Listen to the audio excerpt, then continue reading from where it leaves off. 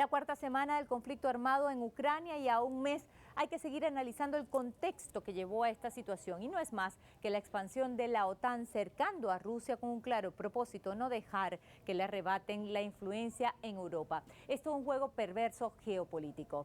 Estados Unidos, después de la Segunda Guerra Mundial, decidió que sus fronteras, como cualquier país del mundo, no concluían con sus vecinos, que son México y Canadá. No, sino en otro continente que no es el suyo. Es decir, impuso que sus límites fronterizos quedaran al otro lado del mundo, en Europa.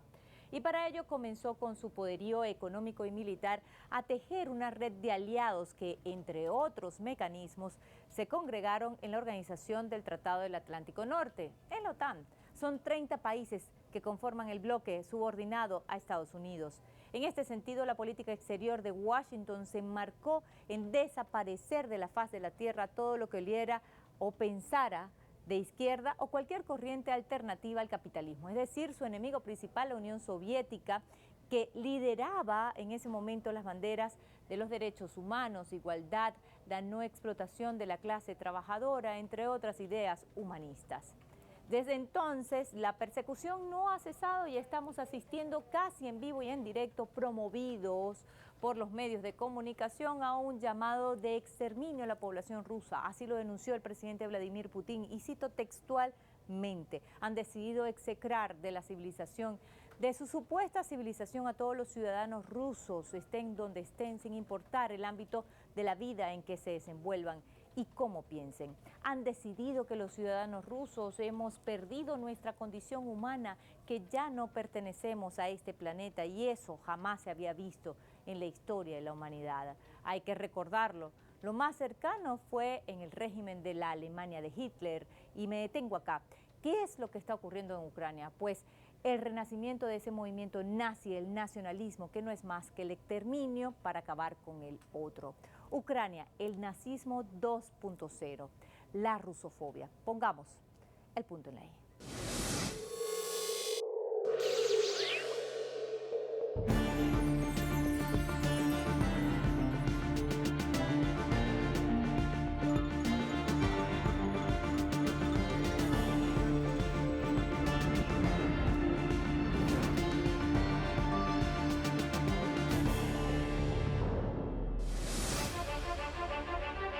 La persecución contra Rusia y la comunidad rusa en el mundo empieza a ser evidente. En lo económico, un paquete de sanciones se impusieron por parte de la Unión Europea, el Fondo Monetario Internacional y el Banco Central Internacional Europeo. Además, 3 bancos retiraron al país del sistema financiero SWIFT. Estados Unidos canceló la exportación e importación de productos rusos, y lo mismo hizo la Comunidad Europea. Estas sanciones se han expandido a otras aristas en las que se ha perjudicado a la población. A nivel cultural, algunos artistas han sufrido innumerables boicots en su participación, al punto que fue retirada la invitación al concurso anual de canto Eurovisión.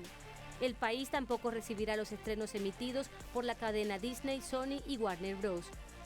Deportistas han visto sus participaciones truncadas en disciplinas como el fútbol, donde la FIFA ha suspendido la participación de equipos nacionales rusos y bielorrusos. Por lo tanto, no podrán entrar en la Copa Mundial 2022. Y el Comité Internacional Olímpico también ha aplicado sanciones y han removido al personal ruso de sus equipos calificativos. 我们已经多次就乌克兰问题阐述中方的立场。老实说，中方的立场的确同 少数国家的立场的确不一样。中国的立场光明磊落、公正客观，无可非议。说到不舒服，真正感到不舒服的是那些自以为赢得冷战可以独霸天下的国家。 是那些无视他国关切、持续5轮推进北约东扩的国家，是那些四处对外发动战争，却又指责别国好战的国家。我听说，连俄罗斯的猫、俄罗斯的狗、俄罗斯的树都要被制裁。我还听说，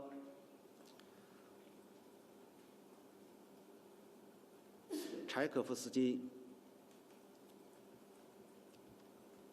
的《天鹅湖》也被禁演。柴可夫斯基是著名作曲家，他已经死了100多年，他又何罪之有呢？《天鹅湖》是世界舞蹈艺术佳作，天鹅湖又何罪之有呢？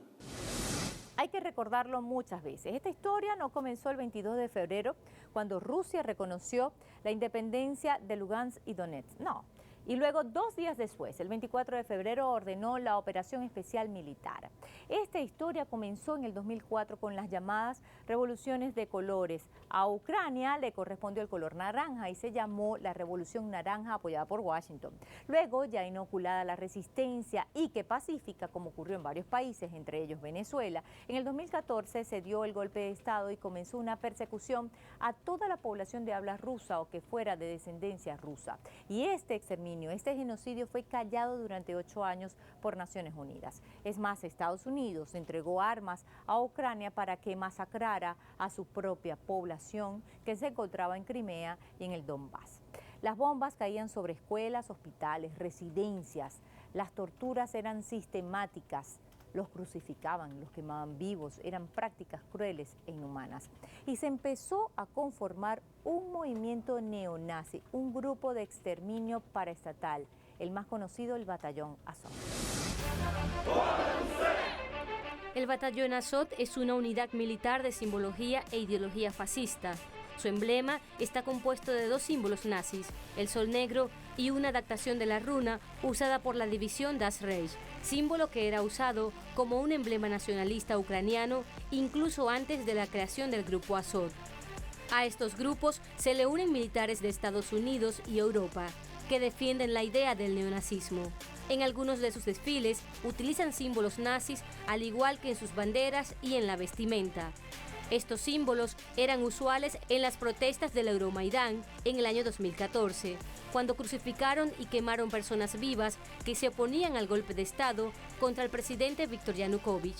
En el año 2010, el ex líder del batallón Azov, Andriy Yevenovich, explicaba en una entrevista a medios de comunicación que la ideología se basa en la ley espartana, donde la principal ciencia en la vida es la ciencia de liderar y subordinarse, y que ellos como nación fuerte e independiente no pueden rendirse o subordinarse ante Rusia.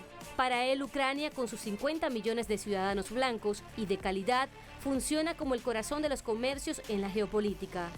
Para este grupo es vital tener campamentos para que los niños, desde temprana edad, sean adoctrinados con la idea de crear ucranianos 100% superiores a los extranjeros y sean los combatientes del batallón Azov del futuro. Pero hay un aspecto fundamental que es sobre todo lo que preocupa, y es que al menos desde el 2014 Ucrania está bombardeando la región del Donbass.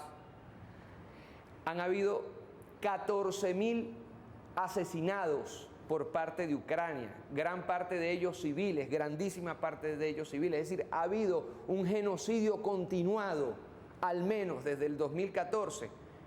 Y el Occidente, Europa, los Estados Unidos han guardado un silencio sepulcral. Es más, el Occidente le ha dado armas a Ucrania para que lleve a cabo este genocidio. Entonces, cuando nosotros tenemos que hablar de la zona del Donbass, cuando nosotros tenemos que hablar de Palestina, cuando nosotros tenemos que hablar de Irak, de Afganistán, de Libia, me pregunto yo, ¿quiénes han sido los países, incluso aquí en nuestra América, de las Malvinas, quiénes han sido los países colonialistas que han bombardeado a otros pueblos para dejarlos sin territorio? ¿Ha sido Rusia? ¿Ha sido el Donbass? ¿Ha sido China? No, han sido los países de la OTAN encabezados por los Estados Unidos. Yo quiero hacer un recordatorio sobre una votación que se dio en diciembre en las Naciones Unidas contra los propósitos fascistas y neofascistas. Fue aprobado prácticamente por todo el planeta, menos por 2 países, Estados Unidos y Ucrania. Detrás de todo esto se esconde el hecho que Europa y los Estados Unidos están armando al neofascismo, a la extrema derecha racista ucraniana, para que se continúe un genocidio en la zona del Donbass. Contra eso es precisamente que se está dando esta operación militar. Hay un pasado muy triste que precisamente se inscribe en el territorio ucraniano. Hay un neofascismo que apoyó a Hitler con hordas que hoy día, cuyos hijos y nietos, hoy día están en el gobierno y en el ejército ucraniano. Hay que decir que una parte importante de un ejército paramilitar neofascista ya fue asumido por el Estado-Nación, por el ejército ucraniano. ¿A dónde fueron gran parte de los cuadros científicos, por ejemplo, nazis, después de la Segunda Guerra Mundial? A los Estados Unidos. Los Estados Unidos ha acogido históricamente, después del final de la Segunda Guerra Mundial, a unas élites fascistas, a unas élites nazis, que ahora se han convertido, después de algunas generaciones, en élites neofascistas y en élites neonazis. Entonces aquí hay un doble rasero. Por una parte hay un discurso de la puerta para afuera contra los fascismos y contra los neofascismos y contra el mundo nazi, pero de facto los Estados Unidos, respondiendo a una tradición neonazi, está armando a los neonazis de Ucrania. Hay una campaña brutal en los medios de comunicación en contra de Rusia, pero no desde ahora, desde hace mucho tiempo. Estados Unidos construyó una narrativa de guión de Hollywood.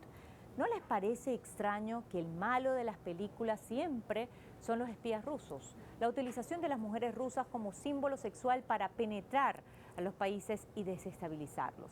Ahora, presten atención a este video. Nada más y nada menos que contrataron al reconocido actor estadounidense Morgan Freeman para satanizar al presidente Vladimir Putin, que fue considerado por Rusia como el inicio de la guerra en el año 2016. We have been attacked. We are at war. Imagine this movie script. A former KGB spy, angry at the collapse of his motherland, plots a course for revenge. Taking advantage of the chaos, he works his way up through the ranks of a post-Soviet Russia and becomes president. He establishes an authoritarian regime, then he sets his sights on his sworn enemy, the United States. And like the true KGB spy he is, he secretly uses cyber warfare to attack democracies around the world. Using social media to spread propaganda and false information, he convinces people in democratic societies to distrust their media, their political processes, even their neighbors. And he wins. Vladimir Putin is that spy, and this is no movie script. We need our president to speak directly to us and tell us the truth. We need him to sit behind the desk in the Oval Office and say, my fellow Americans, during this past election, we came under attack by the Russian government. I've called on Congress and our intelligence community to use every resource available to conduct a thorough investigation to determine exactly how this happened. The free world is counting on us for leadership. For 241 years, our democracy has been a shining example to the world of what we can all aspire to. And we owe it to the brave people who have fought and died to protect this great nation and save democracy. And we owe it to our future generations to continue the fight. Ya nosotros teníamos tiempo viendo signos y símbolos de un neofascismo 2.0, de eso que yo llamo una dictadura global. Por ejemplo, la persecución que se ha dado contra países como Cuba, contra países como Irán, contra países como Venezuela. Pero yo me atrevo a decir que nunca como antes se llegó tan lejos a la hora de cercenar derechos humanos fundamentales como el derecho a la libertad de expresión, un derecho universal. Y esto es un punto de no retorno. Esto es una línea roja que se pasó porque ya los países de la OTAN, es decir, el occidente, que se presenta como los únicos civilizados o como la parte libre del planeta, nos ha demostrado que dentro de su vocación no hay límites, dentro de su vocación imperialista no hay límites. No recuerdo yo otra ocasión en la cual de forma tan descarada se haya cercenado derechos humanos fundamentales como el derecho a la libertad de expresión. Hoy día yo puedo decir que Europa, que la Europa occidental, que la Europa Schengen, solamente tiene una visión de la realidad y eso se llama dictadura. Es decir, yo dicto a través de la fuerza y a través de la ley que toda una población solamente va a tener una versión de la realidad porque la otra simplemente la censuré. Eso es una dictadura global 2.0 a la cual se une Facebook, a la cual se une Twitter, a la cual se une YouTube, a la cual se unen todas las televisoras occidentales, Deutsche Welle, France Info, Fox News, CNN, que se han erigido como los dictadores comunicacionales que solamente dan una sola visión de la realidad.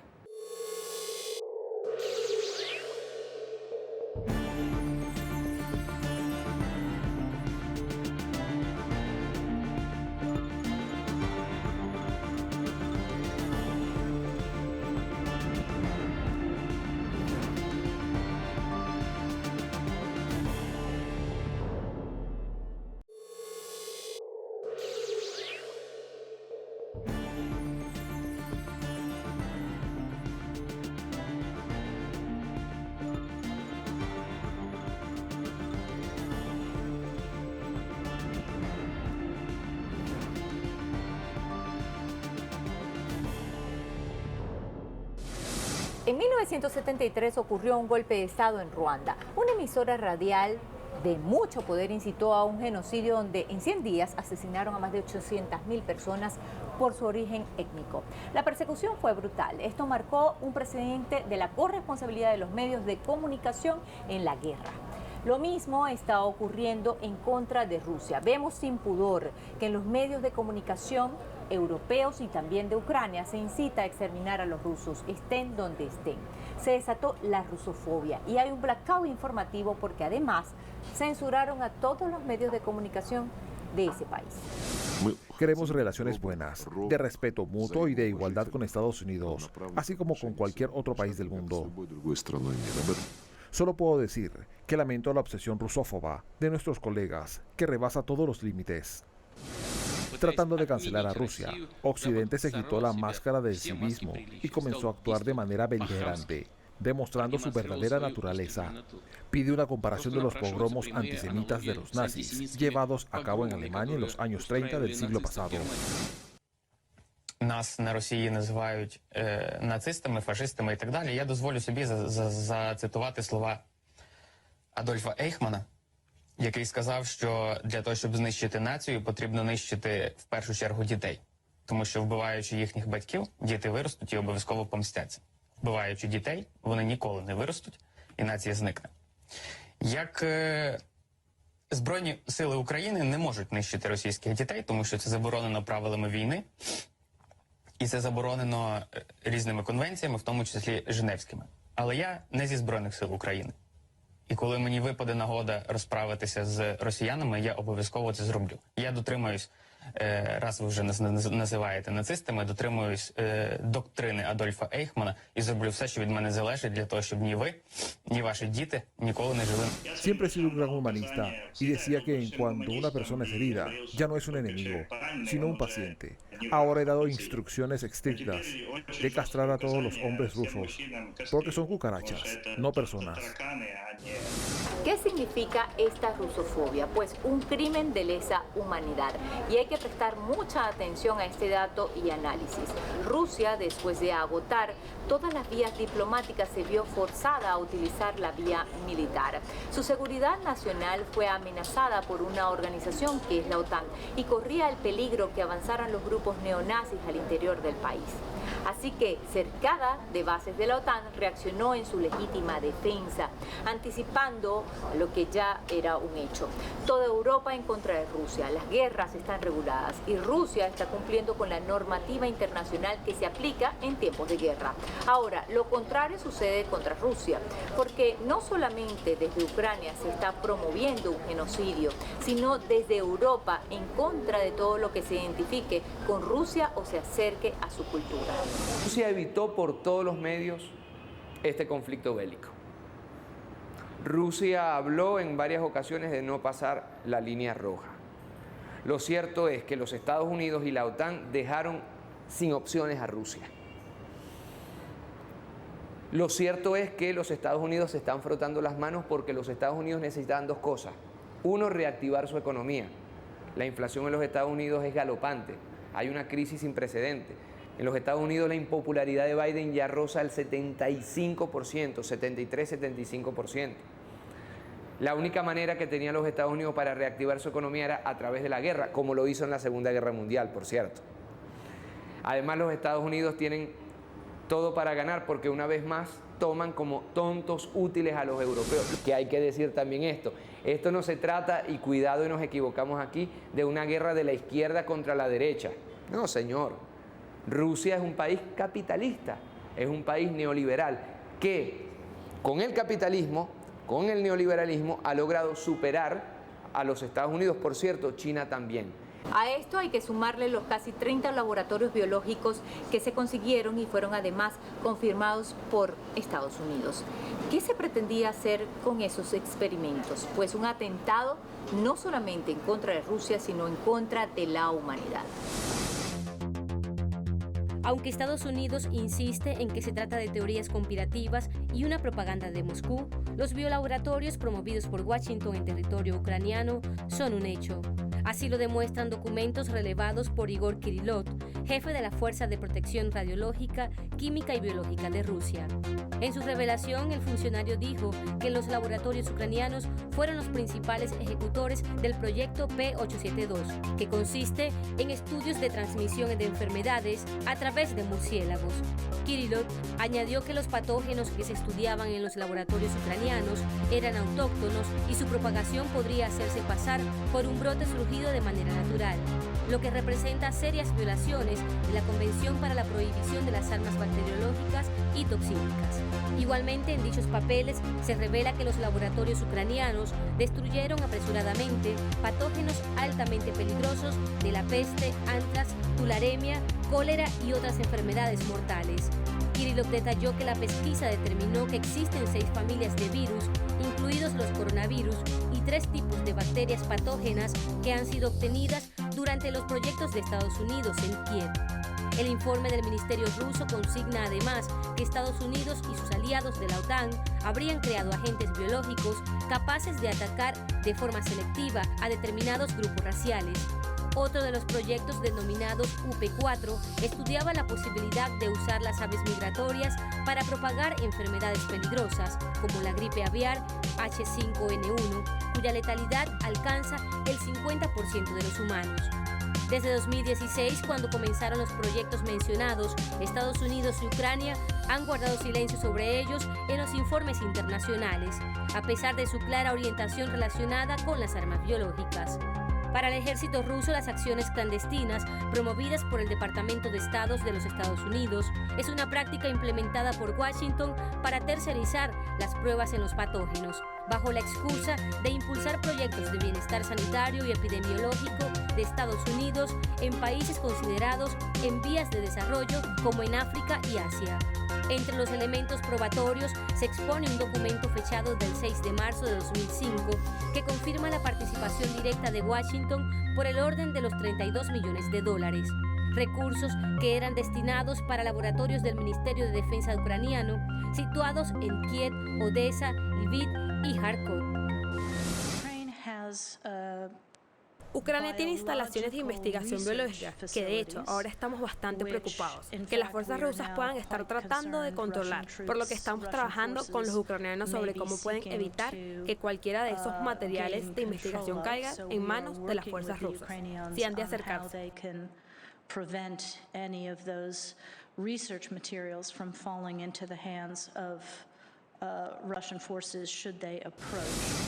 Según la información abiertamente disponible, publicada recientemente, docenas de laboratorios biológicos en Ucrania funcionan bajo la orden del Departamento de Defensa de Estados Unidos.